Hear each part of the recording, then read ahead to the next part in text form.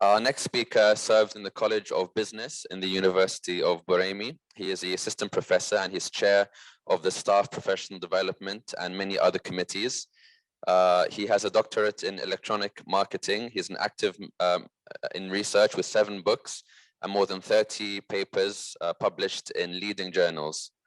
And he is a recipient of many academic achievement awards. He is Dr. Shad Ahmed Khan, and he will be speaking about the digitalized marketing workplace, preparing for the future. Assalamu alaikum. A very good morning to all of you. Before I start my presentation, I want to ask you something. How many of you are from the field of IT? How many of you are not from the field of IT? Not from the field of IT. Okay, so there are many people like me. How many of you know about marketing? Good, quite many. How many of you know about social sciences? Social sciences. Great. Because this presentation is going to be slightly different. When everybody is talking about the way artificial intelligence is going to take over the world, I have a good news for you. Marketers will still require humans. So we will require humans. If you want to be successful in marketing, we will be requiring humans. We will be requiring all of you. And thus here I am not going to talk about specifically into technology. I'll be talking about the skills that humans need to harness those technologies. And thus I'm here, I'm Shad Ahmed Khan. I'll be speaking on digitalized marketing workplace and how we are going to prepare our future about it. So here's my slide. Let us get started. Since there are many kind of people in this room, I'll be keeping my presentation to a level that everybody can understand. Okay, I will not be bombarded with high level words or lingos. I'll be keeping it very basic. Signal is lost. Okay, now when we talk about marketing today, we are basically talking about global marketing. Because the way we are connected to the whole world today, we never know where is the demand for our product. Maybe I'm making this carpet. Okay, this design is liked by me, but there may be somebody in a very remote place in India who may like the same design. The only thing is that since I don't know him, I'm just catering to Oman, I'm not knowing where my market is lying. And that is the reason when I'm talking about the marketing today, I'll be more focusing about the global marketing. And the good news is the concept of marketing is still the same. It has not changed. It is still the same price, product, place, promotion. It is the same, but the way we do it has slightly changed. So if you see, we talk about various kind of market space. It's running. Okay, here we are. We talk about many kind of market spaces. We have a homogeneous product. We can talk about the customized products. We can talk about n number of things. But the baseline is that we want customers. We want customers and we need to tap customers. And here is the whole thing. If you see the last line, it is the person who is going to make the decision whether he wants to buy it or not. Many of the people who were, I'll call them technology influencers, who have come here for the last 3 days, they have been influencing us to adopt the technology. Ultimately, it is the customers who are going to decide whether they are going to accept it or not. COVID-19 has been such a facilitator. Just imagine yourself, maybe in March 2020. Consider yourself in March 2020 and consider yourself today in November 2021. Don't you find difference in you? Check into the level of adaptability, irrespective of age, irrespective of experience. I was conducting a research in Gulf perspective, and I found that irrespective of age, experience, the adaptation of technology has increased. Now, age is not a concern. My mother, when we shifted to Oman, she was hesitant to use smartphones. Even she has started using smartphones now. She no longer watches daily soaps on TV. She watches the daily soaps on YouTube now. She is 65 now. And she has adopted the technology. I believe the same thing has happened to most of us here. Same thing has happened to e-marketing. If you see here, the baseline still has been the same.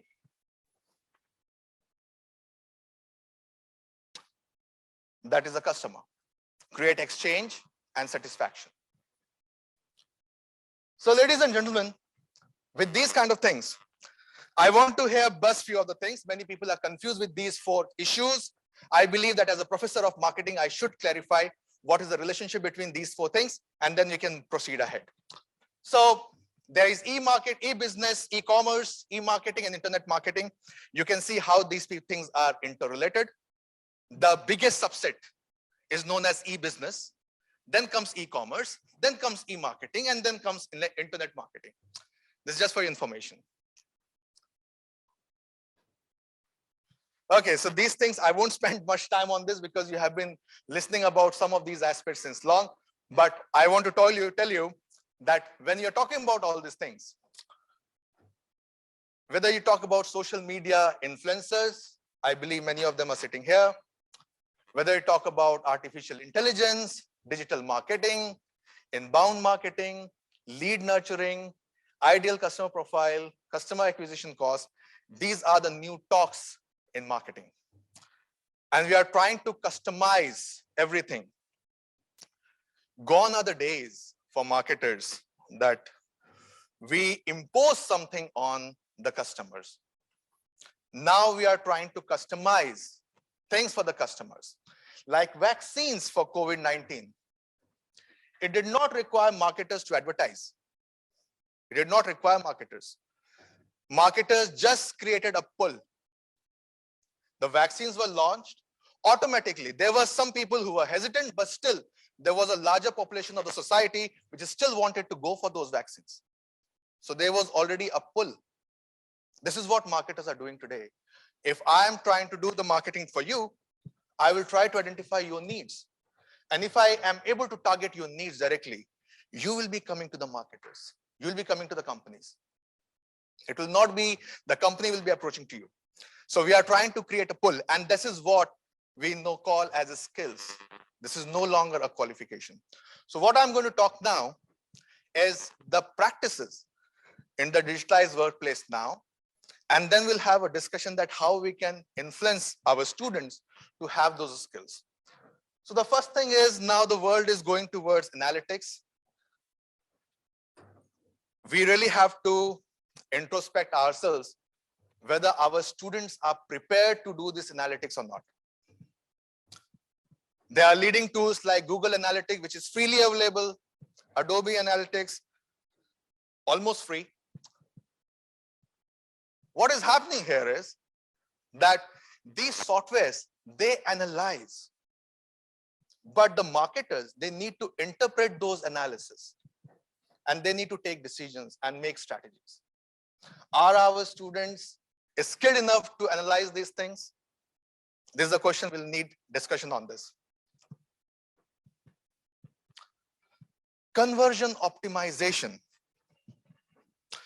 One thing which we all should understand now is, especially after listening to so many people for the last 2 days, that technology has suffered, I'll not say it has undergone, it has actually suffered an exponential growth. Why? Because there were 2 categories of people. There was one category of people which were evolving the technology, they were doing researches and they were making the technology giving exponential growth. On the other side, there was a larger size of the population which was not prepared to adopt those technology. And what has happened is, we have the tools, we have technology, but we are not able to make use of it. The optimization is only 3%. Whereas if you are going for the conversion optimization tools, which we have available here, Many of you must be using it. It can be doubled only to 6%, not even 10%. Conversion optimization is what? Conversion optimization is, let's say somebody sees my ad on the website, on some digital platform. He sees my ad. What is the chances of him getting converted into my customer? What is the chances that he will become my customer? GHEDEX people, they must have approached at least thousands of people. Okay. I don't know how many people you targeted, but how many people actually got converted? That is called conversion optimization. Okay. You are asking people to fill your form. Fill a form. This is my query. But out of those, out of the total visitors, how many of them have filled your form actually? The data says 3%. And if you are trying to optimize it by way of some sort of AI or technology, you can optimize it to 6%. This needs to get improved. But the problem is that our students and the academic world is not even prepared for this also. We don't know. We are not teaching our instructors, our students to have this kind of skills. Email. Unfortunately, the moment we talk about sending emails, everybody is so freak about it that they are going to spam your inbox with emails.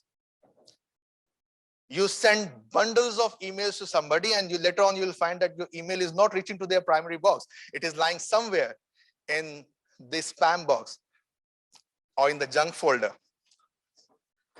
What about creating a skill that instead of me sending emails to the people, people write to me that please put me in your mailing list. I want to receive emails from you. I want to receive offers from you. Search engine marketing. We are creating our website, but we'd forget to give some money to the platforms like Google and all so that our website can appear at the front page. Then remarketing. I believe that most of you must have heard about it. You search something, for example, you go to a traveler site and you type Muscat to Istanbul, and suddenly you switch to a new website and suddenly you will find that the suggestions for flights will start coming up there as well.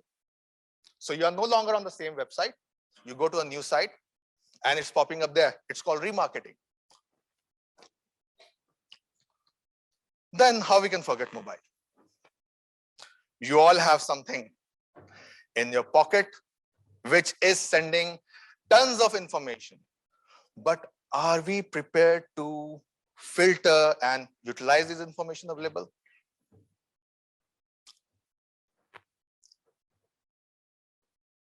Then marketing automation, which is combination of all these things. I have written, in the interest of time, I thought I'll not present everything. I have written many things there. You can see the leading tools which can be utilized. But here comes the difference. The predicted trends for emerging market is going to be that we will be having the events like this in future, hybrid. We will have the content alignment. The marketing companies will take more of the ownership because most of the things will be replaced by machines. And engaging in non-profit will be a big part of the marketing plans. We have to fool the customers that we are not taking profit from you. We are a non-profit venture. Still, we have to make profit out of you. And AI, I'll not talk about AI because many speakers have talked about it. Here is something which I want to talk. And this is something I want your attention on. My former president, there was a very interesting quotation on his door. So whenever we used to go there, the first thing we used to see was this quotation. The quotation was, are you here with a problem or to propose a solution? And the moment you take the next step, there was another quotation, and it was, if you are not part of the solution, you are the problem. So since yesterday, many of us, we have been proposing the future. We have been talking about the education society, that we are not prepared for it. here are some solutions which I am here to propose.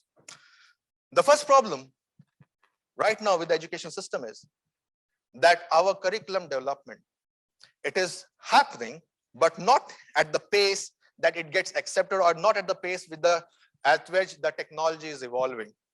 The technology is changing at a very faster pace. I'm honored here to announce that we at University of Buraimi, we have a course on electronic marketing and social media. We proposed it 2 years back. And now maybe next semester or next academic year, we'll be starting it. This curriculum, offering something as a part of course, it requires thorough assessment. If without assessing, you will impose or you will launch a course, there are high chances that it may not meet the quality criteria of the ministries. But at the same time, who is stopping us to offer short-term courses?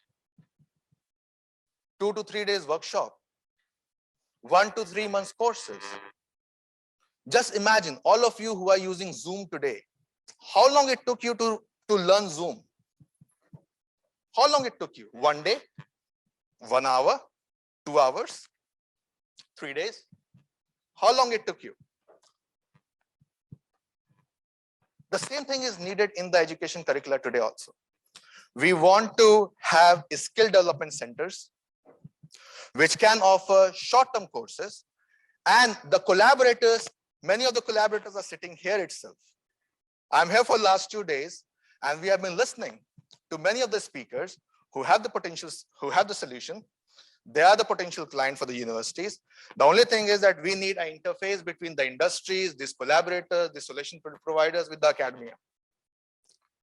Because if we don't do that, our academic system is such that we are more focusing on the theoretical system. Somewhere the integration of IT with the components of HR, marketing, social sciences is missing. And that requires some level of introspection of on ourselves and some level of decisions at the government level. Further, the curriculum development that we are having at the university systems right now, it requires revision at every 4 to 5 years. But at the pace that technology is changing, okay, it is very short term. Means technology is changing maybe in months or maybe in 1 year time. So this pattern of revising the course curricula has to get reduced. 4 years or 5 years is not the time where you revise your course curricula now. It can be reduced to 1 to 2 years. So we need to think about some solutions. And with these things, since the lady has already shown me the time, I'm here to tell you that we need to welcome the international competition. Don't get scared of it. We need to use technology wisely, and we need to be more socially responsible. With these words, thank you so much. I'm signing off now. Thank you, Dr. Khan. Before Amar introduces the next speaker, of course, this will come back later, the question, but I just want to ask you and everybody, how many of you receive a message on WhatsApp and insist to be sent by email? Can you put up your hands? Like, if I send you a WhatsApp message, an information or a link, how many of you will ask me to send it by email? Okay. Do you think email will stay after a few years as a means of communication? Do you think it'll stay? It changed the way we work, we communicate. But do you think email will stay? Do you think, Dr. Email will stay? The way the technology is evolving, it is going to get outdated in 10 years. That's if you revise a curriculum every 5 years, but I think we'll revise a curriculum every year, the way technology is. China skipped email, from what I understand. China, they skipped the email. Skipped email, they went on WeChat, if I'm not wrong, yeah. So when we have convenience, and if we as academic leaders and business leaders insist, no, send it to me by email, just to have a legal proof, or just to have, like, because we come from a different psyche, I don't think emails will stay even more than a year. We have to see. Thank you so much. Thank you so much. Thank you, Dr. Khan. At the beginning of your speech, you asked how many people are in IT. I think actually everyone should have put their hand up because we're all using IT. So we actually should build this into our function. So everyone is in IT. And you talked about marketing. We're all in marketing as well. And everyone needs to kind of learn these marketing skills to be able to survive. So thank you very much, Dr. Khan.